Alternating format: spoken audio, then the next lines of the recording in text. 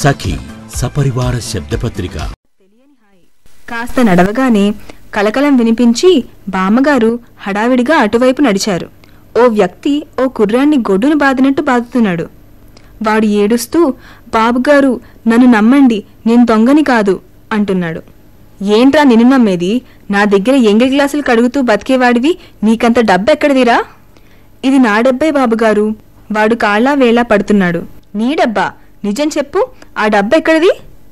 వాడు నీళ్లు నములుతూ, బాబుగారు బాబుగారు ఆ డబ్బు అన్నాడు. ఏంటయ్యా గొడవ? గుంపులోంచి ఎవరో అడిగారు. చూడండి బాబు ఎన్ని అబద్ధాలు ఆడుతున్నాడో అంటూ కుర్రాన్ని మళ్లీ ఒకటి కొట్టాడు. కూలి ఎదవకి 100 రూపాయలు ఎలా వచ్చాయి అడగండి. ఈసారి కుర్రాడు రక్షించమంటున్నట్టుగా పెద్ద మనిషి కాళ్ళు చుట్టేశాడు. అయ్యగారు మీరైనా చెప్పండి, నేను చదువుకోవాలని రాత్రిళ్ళు మూటలు మోసి ఆ డబ్బులు సత్యం మాస్టర్ దగ్గర దాచుకుంటున్నాను. ఇవాళ పుస్తకాలు కొనుక్కోవాలని ఆ డబ్బులు తెచ్చుకుంటున్నాను బాబు. నోర్మోయ్, నీ మొహానికి చదువు ఒకటి కావాల్సొచ్చిందా? వెటకారంగా అంటూ మళ్లీ కొట్టాడు ఆ యజమాని. నిజం బాబుగారు, మాస్టర్ వచ్చాక మీరే అడగండి, నిజం తెలుస్తుంది.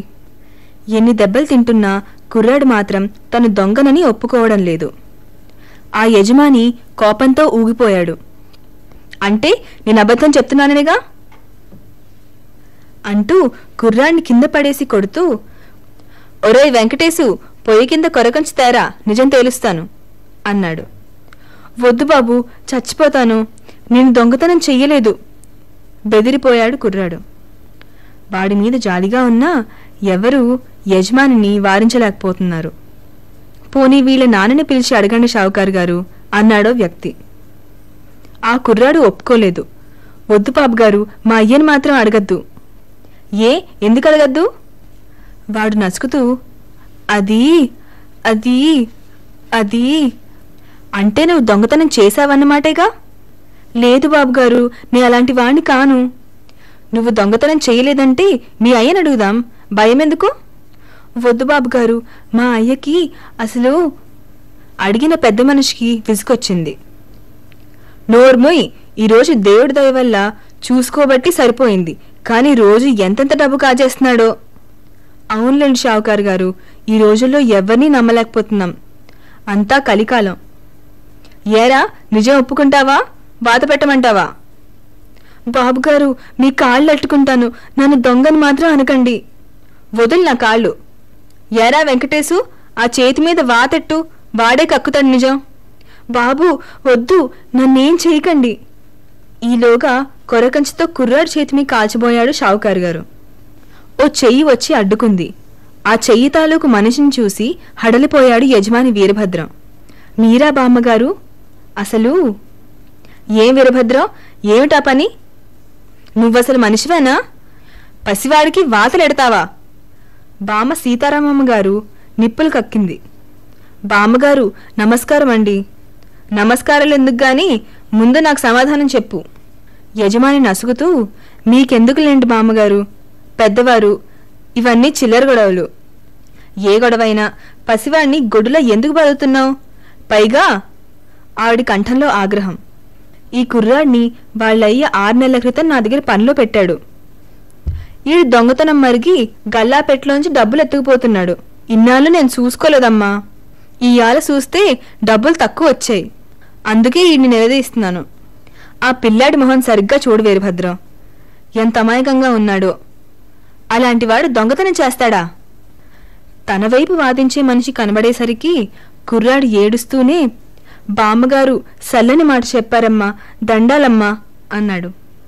ఏరా, నీ పేరు రాము కదూ? నువ్వు సత్యం మాస్టర్ ఇంటికి వస్తూ ఉంటావు కదూ? అవును బామ్మగారు, నాకు చదువంటే ఎంతో ఇష్టం. మా నాన్న పచ్చి తాగుబోతు బామ్మగారు. చదువు పేరెత్తితే కొట్టేవాడు. ఎంత మొత్తుకున్నా వినకుండా నన్ను ఇక్కడ పనిలో పెట్టాడు. అందుకని నేను దొంగతనం చేయలేదు బామ్మగారు, మీరైనా నన్ను నమ్మండి. వాడి ఏడుపు ఆవిడ్ని కదిలించేసింది. మరి వీరభద్రం డబ్బులు పోయాయంటున్నాడు? అవి మాత్రం నేను తీయలేదు బామ్మగారు. రోజు రాత్రిళ్ళు సత్యం మాస్టర్ దయతలిచి నాకు అన్నం పెట్టి చదువు చెప్తున్నారు. 4వ క్లాస్ పుస్తకాలు కొనుక్కు తెచ్చుకోమని మాస్టారే డబ్బులిచ్చారు. ఏ వీరభద్రం, ఈడి మాటలు నమ్మకండమ్మా. ఈడు తీయకపోతే మరి నా డబ్బులు ఎందుకు తక్కువ వచ్చాయి? పోనీ విషయమేదో మాస్టర్ గారిని అడగలేకపోయావా? బామ్మగారు, మాస్టర్ గారు పట్నం వెళ్లారమ్మా, రేపు వచ్చాక అడగమనండి. మరి మీ అయ్యని అడుగుతానంటే వద్దన్నావెందుకు? రాము తల వంచుకుని, మా అయ్య బాగా తాగుతాడండి, ఇవి నా జీతం డబ్బులు అనుకుని లాగేసుకుంటాడండి. అదీగాక నేను చదువుకోవడం మా అయ్యకి ఇష్టం లేకే నన్ను పనిలో పెట్టాడు బామ్మగారు. ఇంతకీ నా డబ్బులు ఏమైనట్టు? నాన్న, నువ్వు కొడతావని భయంతో నేనే చెప్పలేదు. ఆ డబ్బులు రోజు నేనే తీస్తున్నాను నాన్న. ఇంకో అబ్బాయి ముందుకొచ్చాడు. ఏడ్చేడ్చి వాడి కళ్ళు వాచిపోయాయి. వాడు షావుకారు కొడుకే. ఆ, ఓరి సన్నాసదవా, మనింట్లోనే దొంగతనం చేశావా? నా పరువు తీసావు కదరా అంటూ వాణ్ణి చెల్లున చెంపమీ కొట్టి, ఏం చేస్తున్నావురా ఆ డబ్బుల్ని అన్నాడు. అతగాడికి జనం ముందు ఇదంతా అవమానంగా ఉంది. షావుకారు కొడుకు బిక్కంగా అన్నాడు, నువ్వు చెరువు గట్టు మీద పేకాడతావుగా, నేను నా స్నేహితులతో ఆడి ఓడిపోతున్నాను. నువ్వు రాముని కొడుతుంటే నిజం చెప్పాలనుకున్నాను, కానీ నన్ను వాతరెడతావని భయమేసింది. నిన్ను వదలకూడదురా. ఎంత పని చేస్తున్నావురా? ఏడుడంతలు నువ్వు పేకాడుతున్నావా? ఇదిగో వీరభద్రం, ఆవు చేలుని మేస్తుంటే దూడ గట్టును మేస్తుందటయ్యా. నువ్వు పేకాడుతున్నావు. నీ కొడుకు నీ ఇంట్లోనే దొంగతనం చేసి మరీ ఆడుతున్నాడు. రేపు నువ్వు తాగితే వాడు తాగుతాడు. బామ్మగారు క్షమించండమ్మా, ఏదో బుద్ధి గడ్డి తిని. వీరభద్రానికి తల ఎక్కడ పెట్టుకోవాలో తెలియకుండా ఉంది. ఇప్పటికైనా కళ్ళు తెరు, నీ కొడుకు బాగుపడతాడు. అదీకాక పరాయి బిడ్డని అంతలేసి దెబ్బలు కొడతావా అని షావుకారును కేకలేసింది సీతారామమ్మ. అదే కాదు, అక్కడ మూగున్న అందర్నీ ఉద్దేశించి కోపంగా అడిగింది, ఏమర్రా ఇంతమంది ఉన్నారు, అలా చూస్తూ ఉన్నారా పసిపిల్లాడిని చావగొడుతుంటే? అసలు మీరు మనుషులేనా? వాళ్ళు నీళ్లు నమిలారు. ఆడు దొంగతనం చేశానంటేను, అయితే మాత్రం మానవత్వం లేకుండా వాతలెట్టడానికి కూడా సిద్ధమవుతుంటే చోద్యం చూస్తారా? ఇవాళ దిక్కులేని ఈ పసివాడయ్యాడు, రేపు మీ పిల్లలే కావచ్చు. అవునయ్యా షావుకారు, పిల్లాడికి వాతలెట్టడానికి నీకు చేతులెలా వచ్చాయ్యా? అందరూ షావుకారిని తగులుకున్నారు. బామ్మగారు, తప్పైపోయిందమ్మా, ఇలాంటి బుద్ధి తక్కువ పని ఎప్పుడూ చెయ్యను. షావుకారు తల వంగిపోయింది. ఇదిగో ఇంకో మాట చెప్తున్నాను విను. ఓ పక్కన రేడియోల్లో, టీవీల్లో, సినిమాల్లో చిన్నపిల్లల్ని పనిలో పెట్టుకుంటే శిక్ష వేస్తారని అంటూ ఉంటే, నువ్వు రాముని దొంగతనంగా పనిలో పెట్టుకోవడమే కాకుండా కొడతావా? బామ్మగారు, ఇంక మా అయ్యగారిని ఏమనకండమ్మా. రాము బామ్మగారి కాళ్ళట్టుకున్నాడు. చూసావా వీరభద్రం, నీ మీద అభిమానంతో రాము ఎలా అంటున్నాడో? సరేలే, ఇంకా ఈ కుర్రాడి సంగతి నాకొదిలే. వీళ్ళ అమ్మా నాన్నతో నేను మాట్లాడతాను. పదరా రాము, పద చిన్న బంగారు, మనం గుళ్ళోకి వెళ్తూ ఇలా రాబట్టి సరిపోయింది, లేకపోతే వీడికి వాతలెట్టేవారు. పదండి పోదాం. అప్పటిదాకా బామ్మ వీరత్వం చూసిన సుస్మితా కిషోర్ ఒకేసారి అడిగారు, బామ్మ, ఇప్పుడు రాము సమస్య ఎలా పరిష్కరిస్తావు? ఈ పూటకి మన ఇంట్లో పడుక్కుంటాడు. రేపు సత్యం మాస్టర్తో మాట్లాడి వీణ్ణి బళ్ళో చేర్పించాలి. మరి వాళ్ళ నాన్న ఒప్పుకోకపోతేనో? బామ్మగారు చెప్తే మా నాన్న తప్పకుండా ఒప్పుకుంటాడు చిన్నమ్మాయి గారు అన్నాడు రాము చొక్కాతో కళ్ళు తుడుచుకుంటూ. మా అమ్మకైతే నేను బాగా చదువుకుని కలెక్టర్ కావాలనుంది అని కూడా అన్నాడు. అవుదుగాన్లేరా, ఎవరి అదృష్టాన్ని ఎవరు చెప్పొచ్చారు? ఇప్పుడు మంచి స్థానంలో ఉన్న వాళ్లలో చాలామంది వీధి దీపాల కింద చదువుకున్న వాళ్లే. నిజమే బామ్మ, అమెరికా అధ్యక్షుడు అబ్రహాం లింకన్ కూడా అలా చదువుకున్నవాడేనని మా డాడీ చెప్పారు.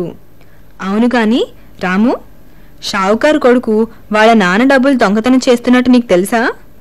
బామ్మగారికి ఎందుకో అనుమానం వచ్చింది. తెలుసు బామ్మగారు.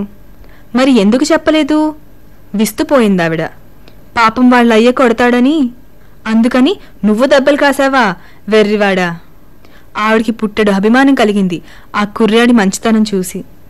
రంగా మనసు మంచిదే బామ్మగారు, నాకు మంచి నేస్తం కూడా. బీడీలు తాగొద్దని, దొంగతనం చెయ్యొద్దని చాలాసార్లు చెప్పాను కూడా. వాడు వినలేదు. కానీ ఇలా ఈ దొంగతనం చివరికి నా మీదే వస్తుందనుకోలేదు. ఏంటి, షావుకారు నీ యజమాని కదా, వాళ్ళ అబ్బాయి నీకు స్నేహితుడేంటి? కిషోర్ కంఠంలో విస్మయం. దాందేముందిరా, స్నేహానికి అంతస్తులేమిటి అంది సీతారామమ్మ.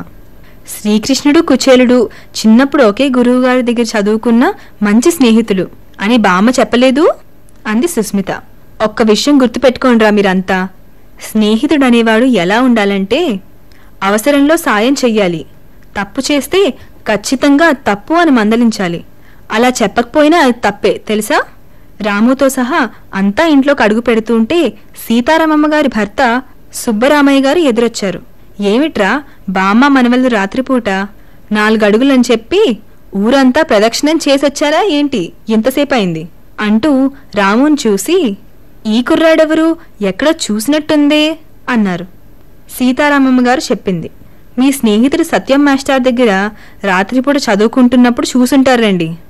ఈ కుర్రాడి కథ తర్వాత చెప్తాను. తాతయ్య, మాకు కోతి మొసలి కథ చెప్తానన్నావు, మర్చిపోయావా అంటున్న కిషోర్ భుజం తట్టి, చిన్నా నువ్వు నక్షత్రకుడివేరా అంది సుస్మిత. నువ్వే నక్షత్రకురాలివి, దెబ్బలాడుకోకండ్రా, పోని నేనే నక్షత్రకుడిని సరేనా? ఇదిగో అబ్బాయి, నీ పేరేంటన్నావు అన్నారు సుబ్బరామయ్య గారు. రాము అండి తాతగారు. నువ్వు కూడా కాళ్ళు చేతులు మొహం కడుక్కోపో, ఏదైనా తిందుగాని. నీ మొహం చూస్తుంటే 2 రోజులుగా ఏమీ తిన్నట్లేదు అన్నాడాయన. రాముకెంతో సంతోషంగా ఉంది. పెద్ద మనసుతో బామ్మగారు తన్ని ఆదుకోవడం, పైగా బళ్ళో వేస్తాననడం, ఈ తాతగారు ఈ పట్నం పిల్లలు కొత్త లేకుండా కలిసిపోవడం, వాడికి జీవితంలో తొలిసారిగా పండుగొచ్చినంత సంబరంగా ఉంది. సఖి సపరివార శబ్ద పత్రిక లైక్ చేయండి, షేర్ చేయండి. మా యూట్యూబ్ ఛానల్ ని ఈ రోజే సబ్స్క్రైబ్ చేయండి.